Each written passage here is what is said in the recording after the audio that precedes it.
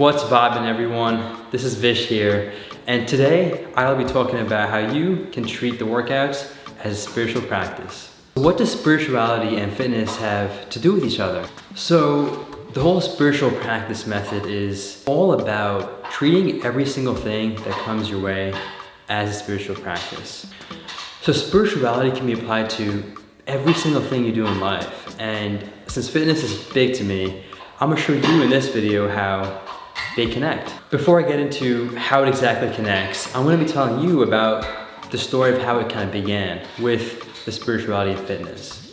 So it's March 2020 and COVID has shook the world.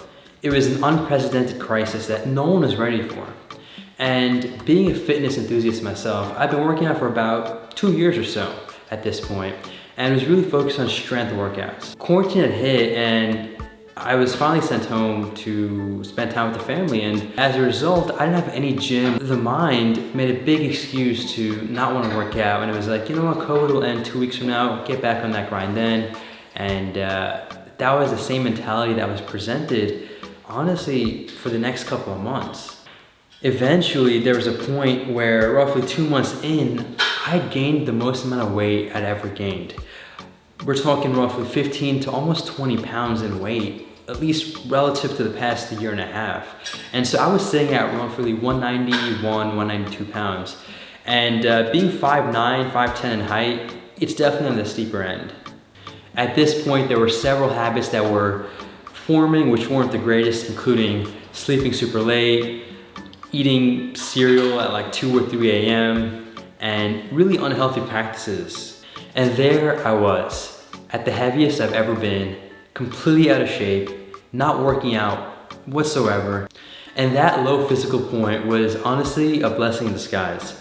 If it wasn't for that, I wouldn't have been encouraged to get back in shape and get back into working out. And before I get into how the spirituality connects with the fitness, I'm gonna have to do a quick shout out to Eckhart Tolle. Eckhart Tolle is the one that really taught me how to treat everything that comes in life as a spiritual practice.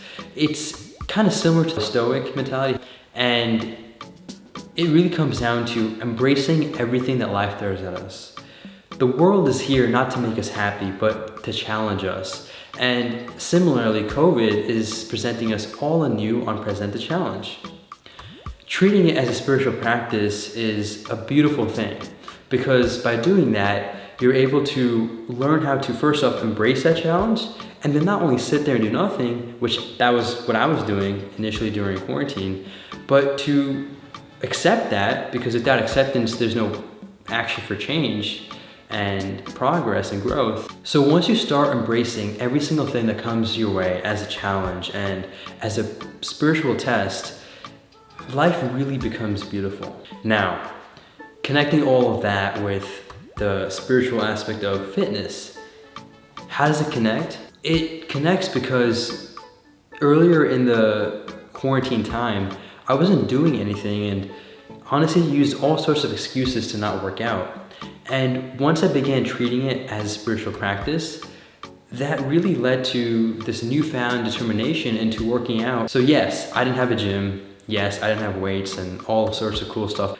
But this presented a new great opportunity to grow and adapt to the new change, and that's what the spiritual practice is all about. I started doing things I never really did before, including running every single day. We're talking just over a mile. Doing yoga, which I was never into in the past. Doing a bunch of bodyweight exercises. Where I'm getting at with all these different examples is really honing in on embracing the challenge that comes away, accepting the challenge that comes away, and then taking the right conscious action towards learning from it and growing out of it to honestly come out stronger. And that's what I did with the fitness. After running every single day for over a mile, I can confidently say I was in the best physical shape of my life. And if it wasn't for the quarantine and COVID that came the way, I wouldn't have done that and would have really just neglected cardio. And cardio is super, super important with the physical health, especially in the longevity terms.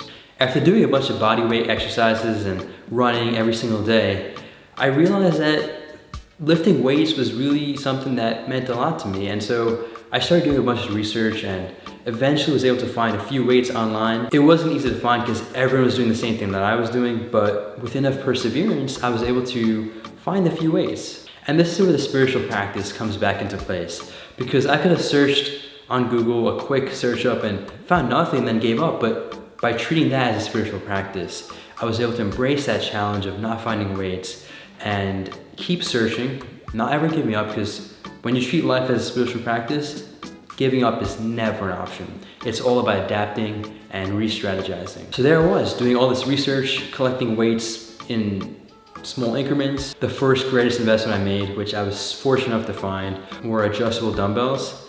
And I even drove all the way to San Antonio just to find those. And those were probably the best investments for the gym that I have right here. There again, just another example of treating that challenge as a spiritual practice. I could have easily gave up and been like, you know what? I'm not gonna drive all the way to San Antonio. What's the point of getting the weights?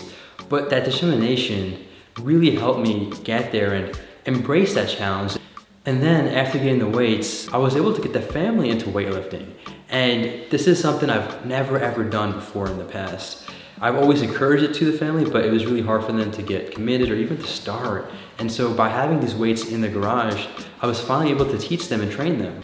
Now that itself presented itself another spiritual practice of experiences. My sister, mom, dad, they weren't really too fascinated with weightlifting and weren't a huge fan of me doing it too. I had to treat that whole thing as a spiritual practice, because by embracing the challenge that they're throwing at me with all these negative comments about weightlifting, I was able to accept those things, not react, but just accept it and then respond with consciousness. Now how I did that was very simply just encouraging them day by day to try a really small exercise out. And starting off with just 5-pound dumbbells, I was able to get them to do small movements like just bicep curls, eventually moving their way up to chest press and then shoulder press and so on. And it became a beautiful thing because now the family's working out and they were even being more consistent than me at times. Another example of treating fitness as a spiritual practice includes lifting weights and going for reps. So I've been big on tracking, and so by setting these standards for how much weight I should be lifting, for how many reps, I'm able to keep accountability for what I lift and really shoot for that goal. How I treat that as a spiritual practice is taking those moments where I'm not able to lift that much weight and not hit the strength goals that I wanted, and truly embracing that challenge and accepting it all and then re-strategizing the approach for how I go back at it. Acceptance is the biggest principle I want to emphasize in this video. Without true acceptance, what tends to happen is a bunch of unconscious behaviors and patterns, which included things I used to in the past, like ego lifting, where I would go really, really heavy, not even track too much, and many times I would just get injuries. So unconscious lifting or ego lifting is obviously not the best for you. And there were many times where I would have all these injuries, whether it was the back, neck, currently the wrist right here. It's been really hurting for at least the past 2 weeks. And the way I treated this as a spiritual practice was accepting that I had the injury, embracing that and the pain that was present, embracing that as well. Now, embracing the pain doesn't mean you seek out extra pain. All it means is you accept that pain and then you treat it as a spiritual practice and you thereby don't get affected by it. Now, that doesn't mean the pain isn't present, but what that means is you don't give it attention and you're able to redirect your focus to things that matter. So in this case, it includes things like stretching, yoga, all of which are super important to recovery. And if it wasn't through conscious acceptance, I wouldn't have been able to heal it and get back into lifting. Now, this is really just a very high-level overview of my experience with spirituality and fitness and how they connect.